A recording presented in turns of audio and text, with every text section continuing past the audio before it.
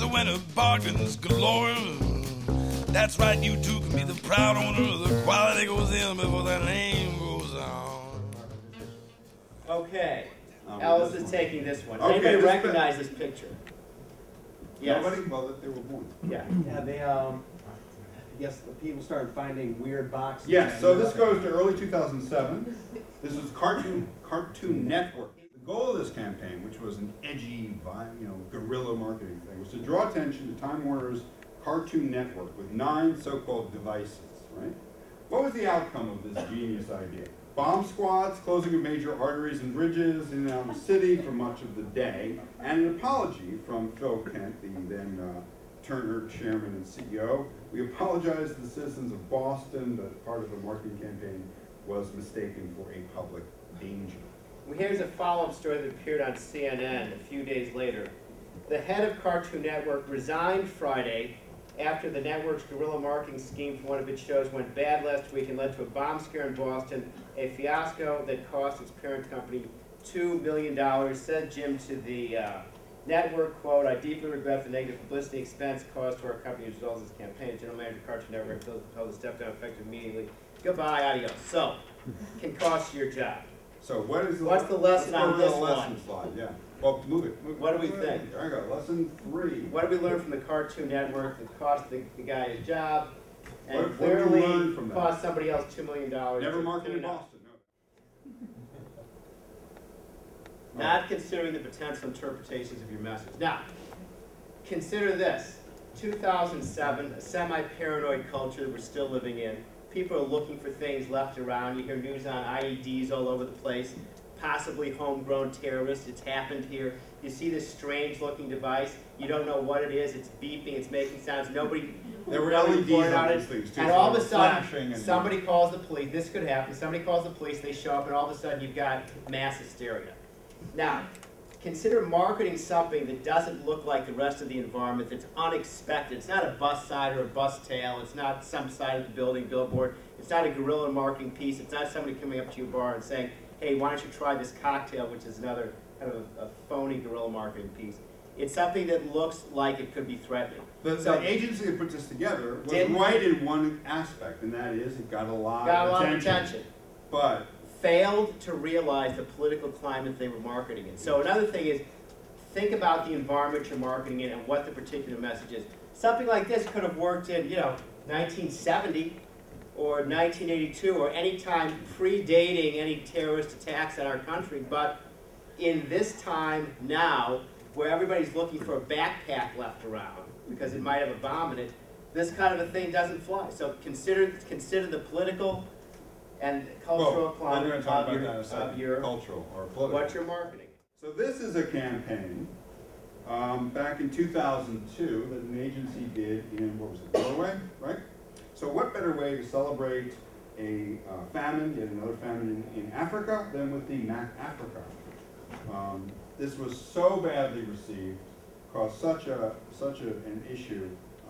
So they had to backtrack from this. They had to put out little donation things, which they didn't do when it started, right? In other words, we want to celebrate famine by feeding you food, right? And once there was a hubbub about this, they put out donation boxes. Right? Hamburger joint here. This is one more recently that was done from a Spanish agency for Burger King. Anybody know which religion the goddess comes from? It is Hindu. What do we know about Hindus? They don't eat meat. Well, we'll talk about how people can be this stupid later. But that's another example. So, what have we learned? Lesson number 4. What is lesson number 4? Understand cultures and religions. She got it. She got it. What do we give her? Cultural incense. She gets the dough. The dough. Okay. All right. So again, this sort of falls in with sort of taking a look at your entire world when you're making up your marketing plans. Again, it's also. And this is particularly relevant now because something that is launched in a tiny little village in Norway, because of the internet, because of Twitter, because of cell phone cameras, is instantaneously global. So a screw up in a small market is going to get magnified all over. That gets us into the next piece, which discusses social networking a little bit. Does anybody remember a campaign that was launched about 4 years ago by a public relations company called Edelman? I'm sure half you'll be applying there one time or another. Called Walmarting Across America. Heard of this one? Walmarting Across America was supposedly an online chronicle on a blog format of a couple that was traveling across the United States in an RV, stopping, parking, and camping in Walmarts. And their mission was to see the country and use the Walmart parking lots as sort of their airsats, trailer camp hotel. Which lots of On people their way do, to, as which you know. people Yeah. people do it all the time, and they documented this. It was all folksy and it seemed great, but the photography was particularly good. And somebody did some digging around and uncovered the fact that not only was the photographer somebody who at one point worked for the Washington Post, the other traveler also worked for a newspaper, and they were both receiving paychecks from Edelman. So Edelman concocted this entire thing, paid these people, developed this scheme, sent them out there to do this, and they gave rise to the term FLOG, which is fake weblog. Faux blog. Faux blog, fake weblog. And we can thank him for that. So, And by the way, who's up to date on the relatively recent FTC rules? That's just about endorsement, right? So now, if you take a product, a review of a camera, and your blog site about cameras, you are, or the FTC rules, obligated to disclose this relationship in your blog. What's up? So, I think it is what do we think the lesson is in conducting a campaign like this? Walmart. It has to be real and transparent.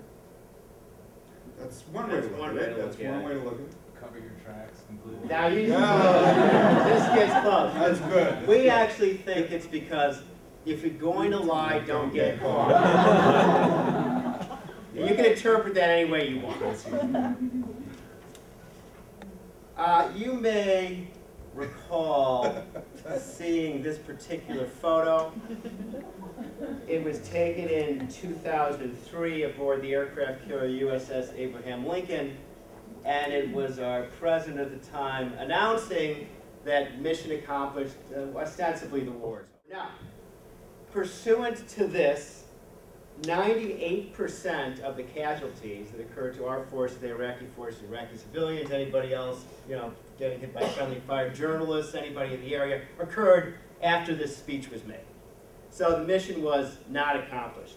The term mission accomplished is tied directly to this incident, and in 2008, Karl Rove later stated, quote, "I wish the banner was not up there." Well, it wasn't in the photograph. Yeah, it wasn't in the photograph. In 2009, Bush said that, quote, "clearly putting mission accomplished on an aircraft carrier was a mistake." Now, it was a mistake for his reputation, and it may have been a mistake in his mind because he might have been confused.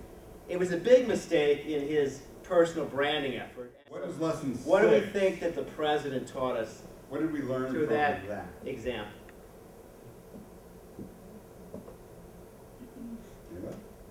Don't start a war under false pretenses. Yes, that's Is this a true. Republican class? No. Do we go to the wrong place? Hale and, well, Any idea?